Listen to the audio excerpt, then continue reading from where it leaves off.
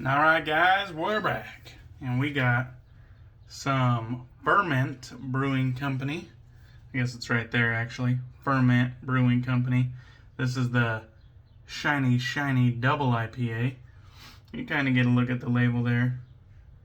And then on the back side it says 8.3% alcohol by volume. For this brew we wanted to see how much beer we could fit in a 16-ounce can. A massive grain bill of premium American Pilsner malt provides a base for this double dry hopped Northwest style double IPA with all the pine and citrus hoppiness we could cram in there. Cheers. Alright, now let's just see that right there on the back. Boom. Alright, let's crack this open, get a look at the color, and we'll take a sniff and a drink. Not bad. Definitely not as hazy as I would have hoped for. Look at that. Talk about a murky waters here. Now, I have seen this happen before. Let's take a look at the age here. Shiny, not shiny. April 12th, 2021. So, let's see. It's got about a month on it. That is not bright, colorful, hazy. That is actually quite murky. It has a like a pale brown hue to it. It definitely doesn't look appetizing.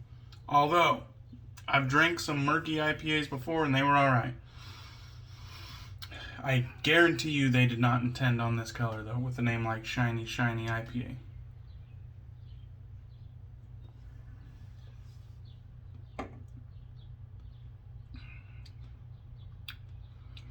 Alright, so there is a good amount of pine.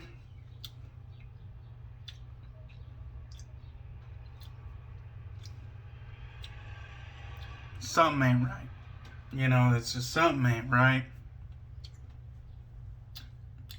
It still has like sweetness and pine, but something about it ain't right. Can't quite put my finger on it. It just doesn't taste right.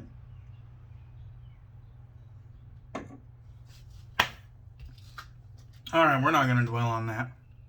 We're using Stirling Queen of Hearts. This is one of their 1 ounce samples. I've used this one already one time, so this shave will be the second shave on it. We already got it lathered up inside this Lancaster Razorworks shave bowl, a staple of my everyday shaves.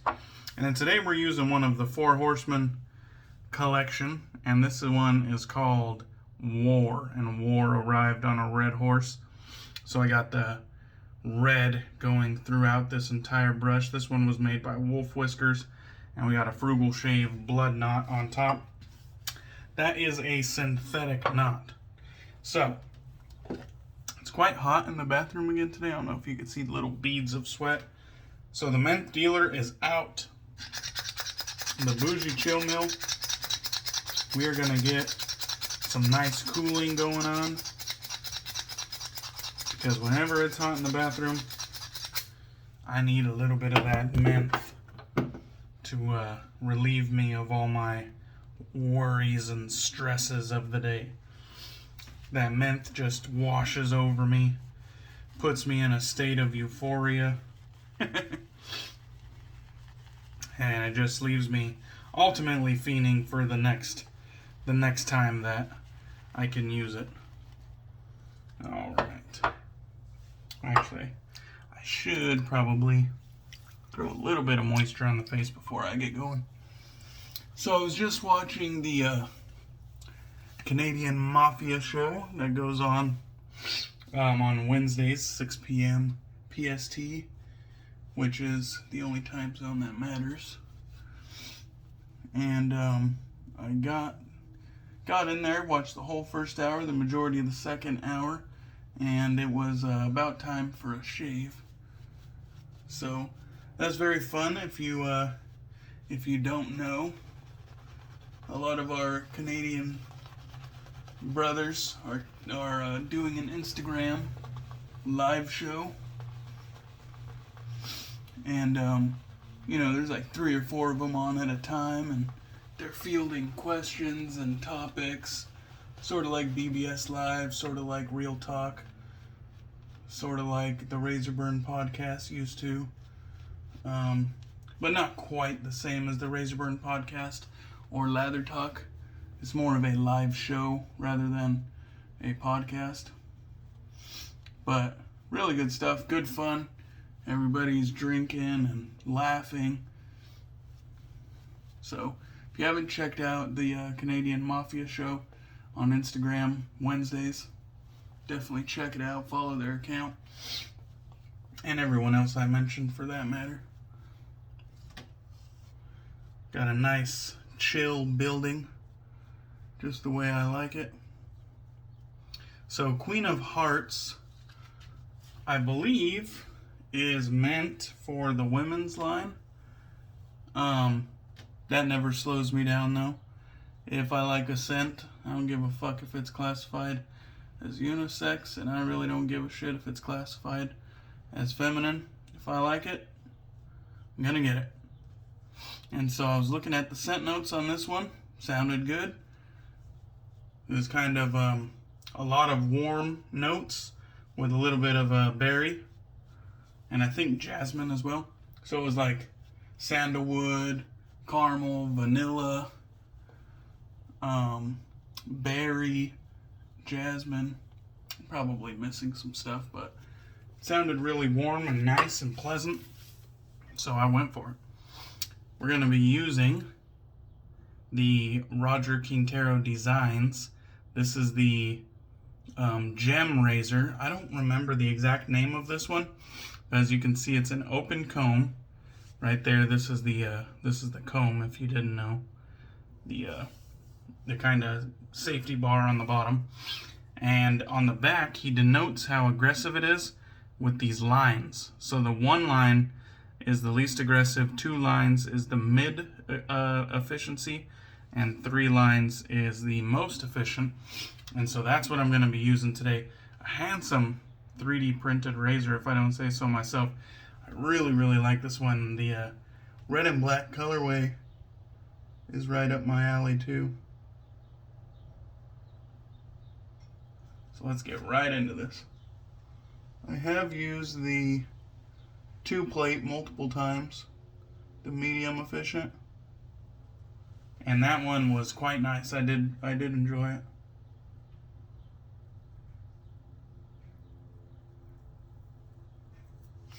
So I'm getting a good amount of blade feel.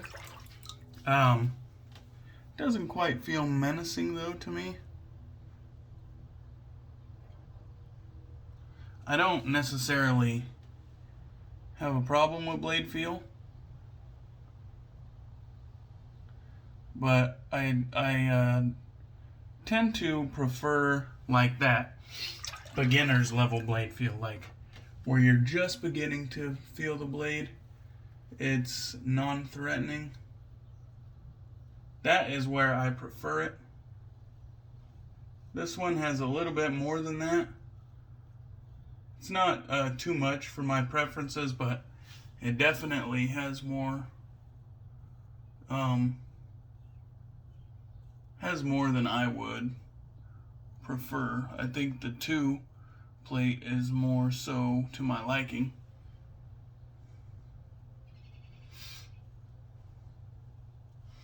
So this here is a 3-piece. You could kind of figure what are the 3 pieces: top cap, bottom cap, handle. I noticed the base plate is where the adjustment was made, and it's kind of right above the comb. The amount of rise that the blade sits on, there's like a platform above the comb that the blade sits on, and the amount of rise on that platform must be how he is making the efficiency vary, because that was like the only thing that I could notice that was different between the base plates. And I do notice between the 2 and the 3, I notice the ramped up blade feel and efficiency. So it's kind of going up proportionally instead of, you know, instead of it feeling the same, but the result being different, it actually feels the same, and the result is also different. So it's changing proportionally with its increases. Let's go ahead and move some of this leather around. The scent to me is, it leans a little bit sweet because of the vanilla and caramel, but it's mostly a warm scent with touches of sweetness. And if you don't mind, you know, like sweet scents, this would be a no-brainer. If you're a little bit sensitive to sweet scents, I don't think this is too sweet. But if you're wanting to take a risk on it, there's these 1 ounce samples. They're dirt cheap from Stirling. Like I said, I don't think it's too far gone in the realm of sweetness. I quite like sweet scents, gourmand scents. When it's like sweet and fruity, sometimes I'm a little bit turned off. Kind of depends. Like 345 soaps, they have one called Shark Bite. I thought it was pretty fun when I used it, but I don't think I would buy it upon further, you know, speculation or further thought. I don't think I would buy it just because that's one of those ones that's fruity and sweet. Well, I guess it gave me Fragburn too, so that that also gave me the tingles, so that also kind of counts for something. But I think that would be another one where it's kind of like, that's too sweet for me. But it's a different kind of sweetness than this one. That's kind of like a fruity sweetness. And this one here is maybe more gourmand. Not necessarily gourmand though. I don't want to, just because it has caramel and vanilla, I don't want to make it sound like it's gourmand, because it's more of a warm scent with a bit of sweetness. And then the berry and jasmine, I feel like it helps keep it from going too far gone. And by the way, I don't feel like this is a feminine scent, even though I do think it was marketed to women with the Queen of Hearts name. And I don't know if it's a dupe of anything either.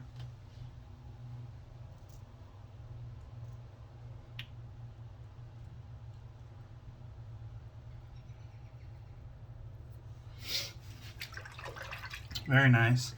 So far, so good.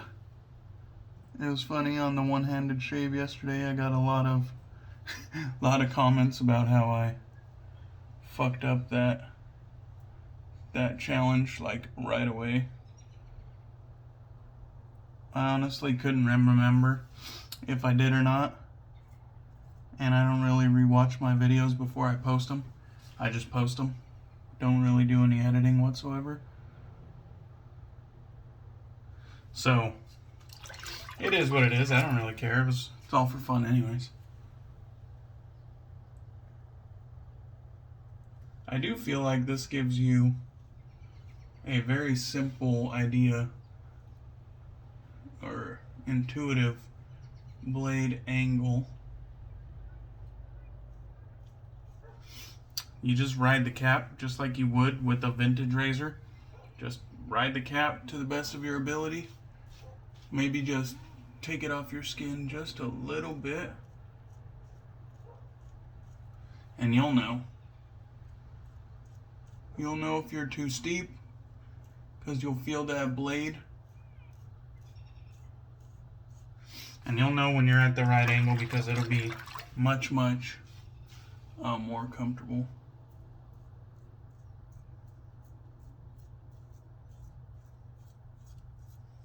And even with all that blade feel, it does have a level of comfort to it. It's very well designed, 3D printed piece of equipment here. That seems to be the running theme with Rogers designs, is that they're very well designed.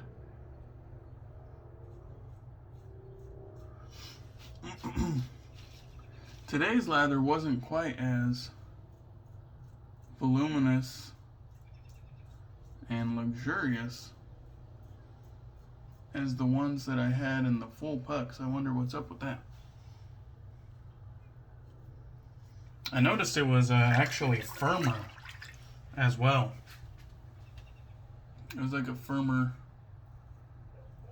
soap base.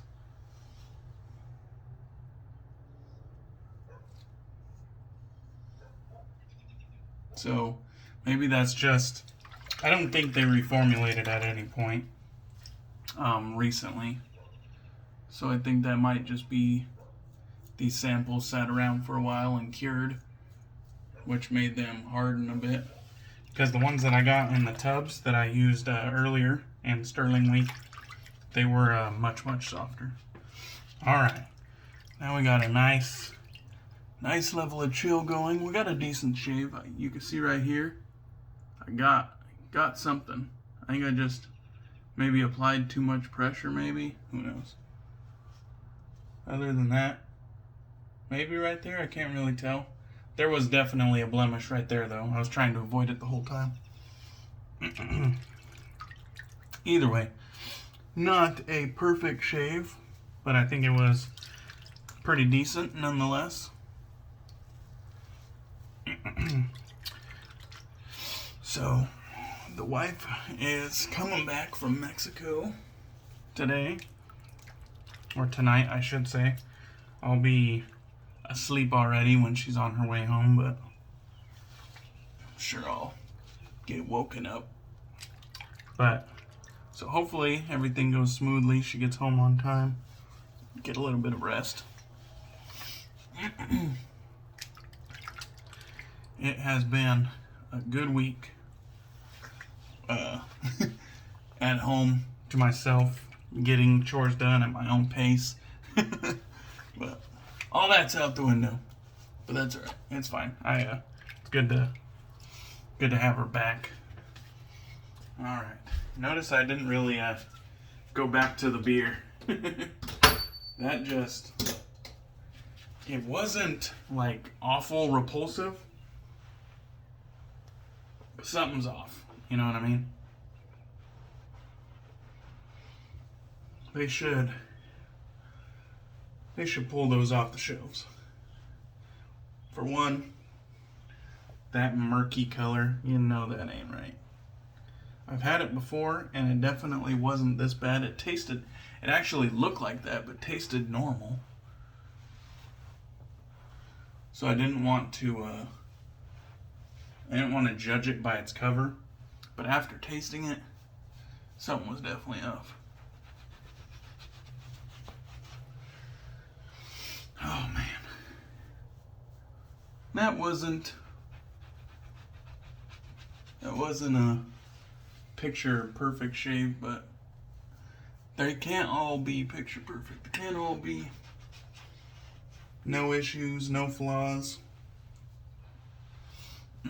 as much as we want them to be.